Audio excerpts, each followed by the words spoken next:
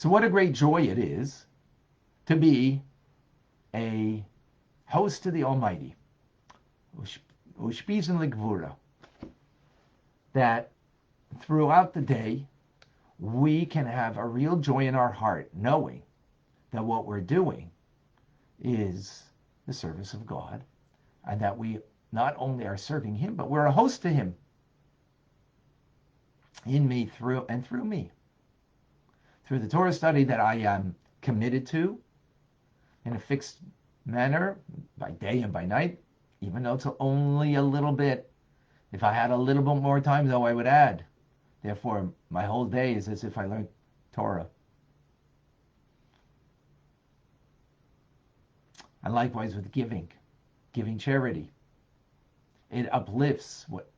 If that's the reason why I go to business, is in order that I can do good with the funds that I have, and not just so I can feel good about myself that I've got some self-worth, I made money, but I can use the funds to improve other people's lives, then that's uplifting the rest of your monies and the business activity that you're engaged in, that you also become a host to the divine.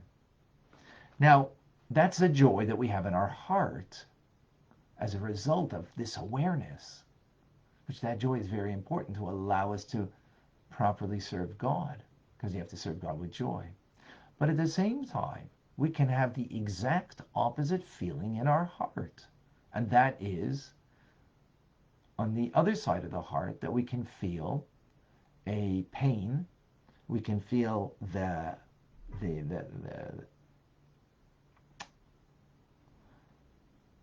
the lowness of our animal soul and body and its agenda. The lowness meaning its agenda, not, the body is not wicked. Its agenda that is the opposite of the soul's agenda. But the body itself is divine. It houses the soul. So it needs to be treated in a, with proper respect. That's why, there's proper Jewish burial. You don't tattoo yourself because the body is holy. Its agenda, though, isn't. And for that, we feel its lowness, we feel its crassness, where, it's not pleasant. So you can have a feeling of the lowness of the body and the joy of the soul at the same time, because it's coming from two different points, from two different places. And as the Zohar says, weeping is lodged in one side of the heart, as Rabbi Elazar proclaimed, and joy was lodged on the other side of the heart. When his father, Rabbi Shimon Bar Yochai, was teaching Rabbi Elazar about the mystical meaning of the Holy Temple, so on the one hand, he had great joy in understanding the depths of it. But because of his understanding of the virtues and the greatness of the Holy Temple, that brought him, on the other side of the heart, great pain, because it was destroyed at that time, on their day. There was no longer a Holy Temple. It was destroyed by the Romans, decades earlier. So he had two feelings, one of great joy, of perceiving the mystical, deep idea of what the Holy Temple is all about.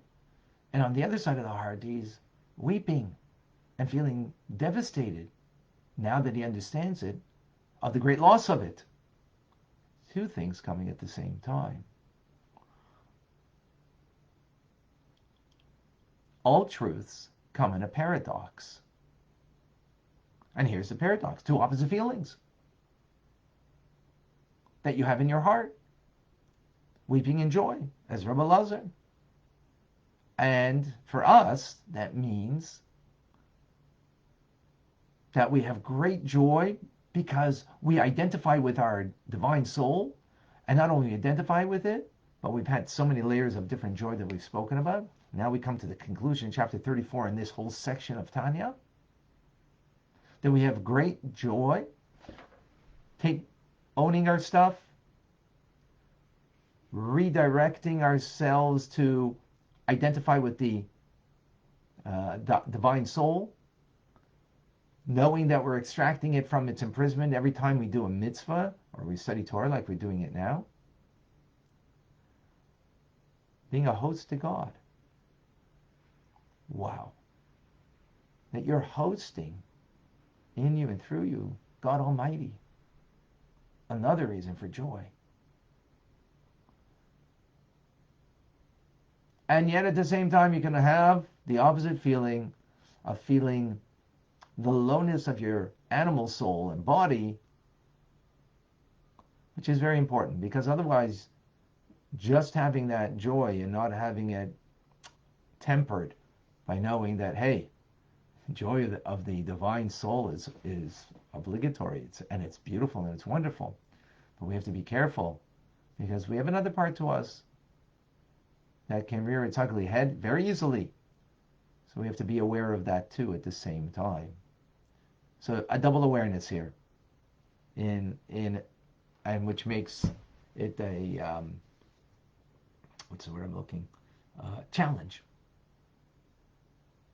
to be able to be aware of both things, because by human nature, we're either more like happy people or melancholy people, but that's because we're going by our nature and not by service of God. If we serving God, we can have two opposite feelings at the same time. If we're serving ourselves, we can only have one feeling at the same time, whatever our nature is.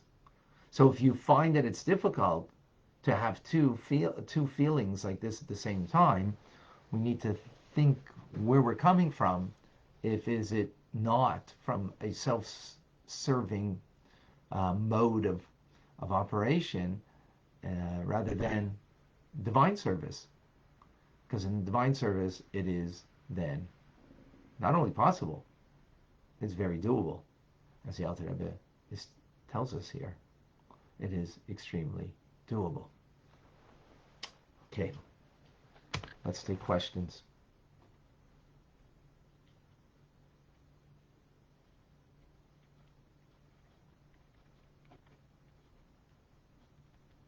Let's take questions. 2 question marks before you ask a question. Laurie has a question. Laurie has a question. Yes, she does. Hashem provides my income. I desire to give tzedakah. How do I choose which charity to give the tzedakah? So you have in your community first, or you have maybe family members. They actually come first. Extended family, and then you have your community, and then you have those that are in your world, that you are in your greater world, shall we say. Today, community is not limited literally only to our physical community, but there is an idea of physical community. I know, Laurie, where you are, you don't have that, so then there is beyond that community, I guess.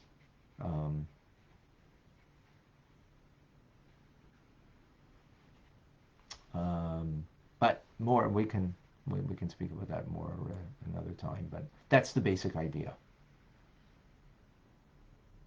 Okay. Again, 2 question marks before you ask a question, so I can know that it's a question.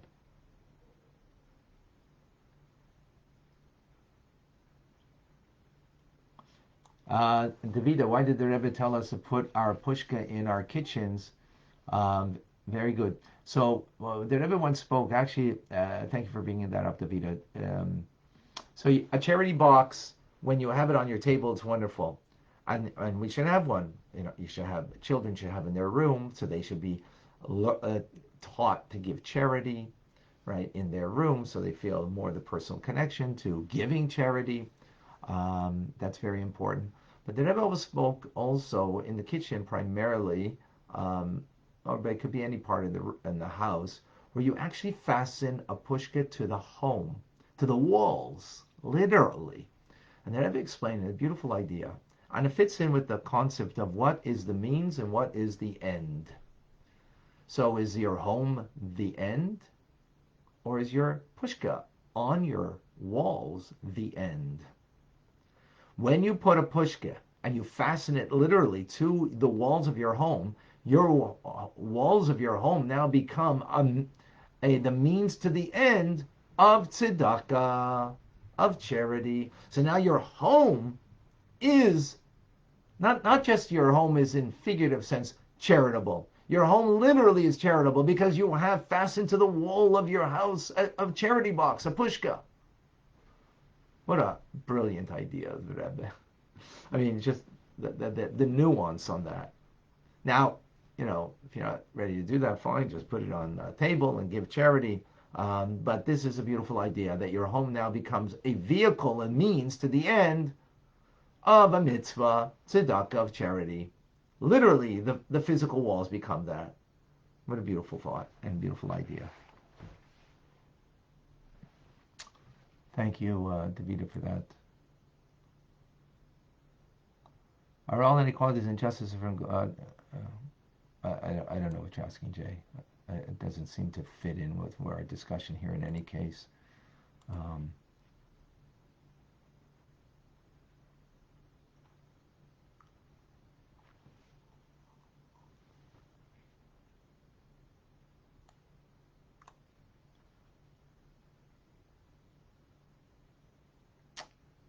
If a Jew has a tattoo, should it be removed? No, Holocaust survivors, no, that was done against their will. Someone is about tshuva, if they have, it's, people make a mistake and they think that the only way you could get buried in a Jewish cemetery is if you don't have a tattoo. It's not true. You can get buried. So if someone does have a tattoo and becomes a Baal Tshuva and returns to Judaism, to Yiddishkeit, to Torah and mitzvahs, not necessarily doesn't mean you should remove your tattoo. Not necessarily. It may not be a good idea because of what is involved in doing that. So I wouldn't suggest that. Probably the best thing is to take it up with your rabbi. But as a general rule, not necessarily doesn't mean you should take it off. Once it's there, it's there. It doesn't mean you must take it off. Okay.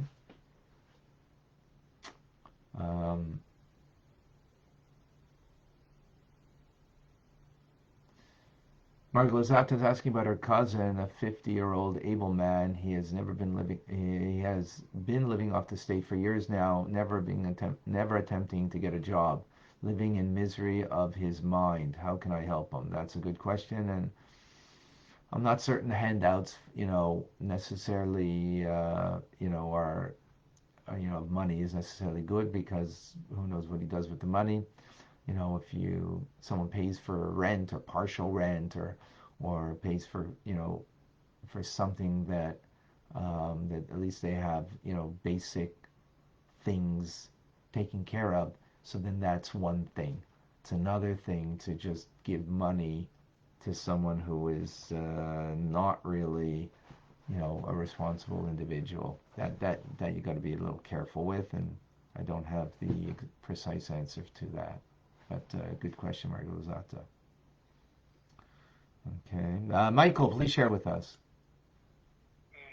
I thought about the statement out of the Zohar about the reaping is lodged in one side of the heart and showing the other. Yes. And that Rabbi Elazar explained that we can feel. Sorry, give me one second. I just have to answer. Hello? Oh, okay. Come on in. Come on in. Thank you. Yes, sorry, go ahead. And that we can have joy and sadness at the same time. And before Tanya stated that we shouldn't shame for a loneliness of our body and the animal soul. And when I connect this, is the temple got destroyed because our failings. And is it that we shouldn't shame as a collective, that all Jews shouldn't shame for this? Well, no, we're talking about how you should look at yourself, not anybody else. Not anybody else. Sorry, 1 second. Hello? Yes? Come on in. So, we're not talking about anybody else. We're talking about how to look at yourself. You look at yourself, the divine that you have in you, that you are a host to the divine, And you also look at yourself that you have another part to you that needs to be, held accountable for. So we are pained by that. We look down on that negative nature of my animal soul, right? That's what we're talking about. Not anybody else. No, you shouldn't shame anybody else. You shouldn't look at anybody else in this manner. We're talking about how to look at yourself. Okay? I didn't mean that. I mean, is that the same? Is it the same meaning? Because the temple got destroyed because of our failures, and Yes. that we should elevate, and that we got Torah from it. Where after the destruction of the temple, we started with Torah studying, and before only the rabbis were in Torah study, and that when we have shame on us, that we can still be having joy, that we can study Torah and try to get better people. Yes, absolutely. Yep, absolutely. All right, thank you. Um, Thank you. John started putting a pushka in my study room and give tzedakah before studying Torah. Must coins be silver or copper? You can give copper coins if you have. You can give copper coins if pennies. Here in Canada, we don't have them anymore. In the United States, you still have them. Yes, you can give that. Absolutely, absolutely. Um, I have here. Okay.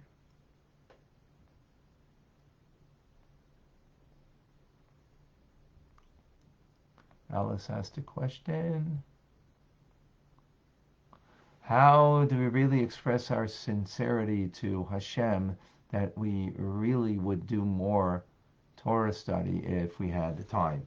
Just by inside of you that you wish you had more time that you could study. So you would, God knows what's in your heart. He knows what what you really feel. So it's not about fooling anybody. Fool yourself, but you're not going to fool God. Okay, thank you, Alice. Good question. Okay, Michael, I hope that was clear. By the way, for the Holy Temple, there was used gold, silver, and copper, to build a home for God. So yeah, you can use the copper coins too. All right. Michael, I hope that was clear. I'm not certain I got 100% clarity in what you were saying, but I hope I did. Yes, I meant that when we shouldn't stop studying Torah or shouldn't be overwhelmed by our sadness of our failings, and that we should elevate. Yeah, no, yeah, definitely we should not be overcome by it's not about our failings that we mentioned here. Um, right? What we're talking about is having two different feelings in your heart for two different things about you. And not about and nothing about your failings. It was not about your failings that you should feel saddened about. We did not mention that, and thank you, Michael, for bringing that up because important to make sure that we make that distinction. If you are going to feel bad about your failings, you're going to become a greater failure. Ownership of failings is one thing. Feeling bad about it is another thing. And we spoke about that earlier in chapter 27 and other chapters after that. So no, we're talking about the nature of you.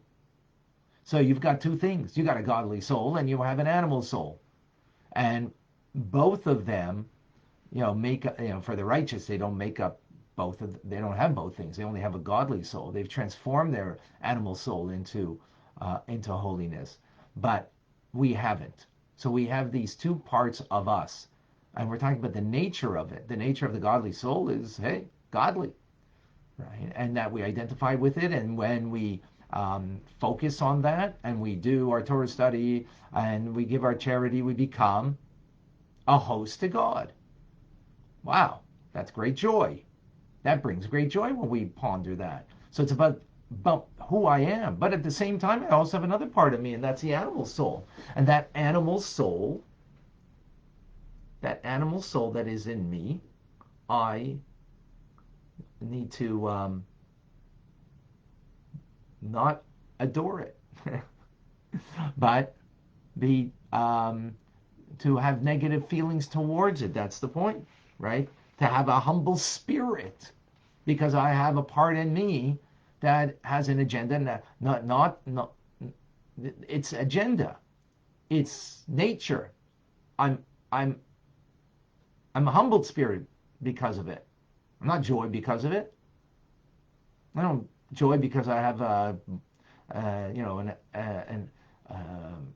an animal soul that wants to be egocentric, that wants to pig out, wants to just look at me, how special I am, right? No, we don't want that. We're broken because of that. So we have a broken spirit about that. At the same time, we have a joyful spirit towards our godly soul. That's, I hope, greater clarity. Okay, thank you, Michael. Okay, let me go to Alyssa or Alice. Is giving charity via PayPal okay? Absolutely. Absolutely. It's coming out of your account. It's coming out of your monies. So yes, absolutely. Okay, beautiful. Um, so we're going to come out with an announcement about the new community that we're going to be creating. That will be for those who want to be a part of it. It will not be on these platforms. It will be private for those who sign up. I'll keep you posted. Very excited about it. Just know that it's coming and it's going to bring these teachings to new levels.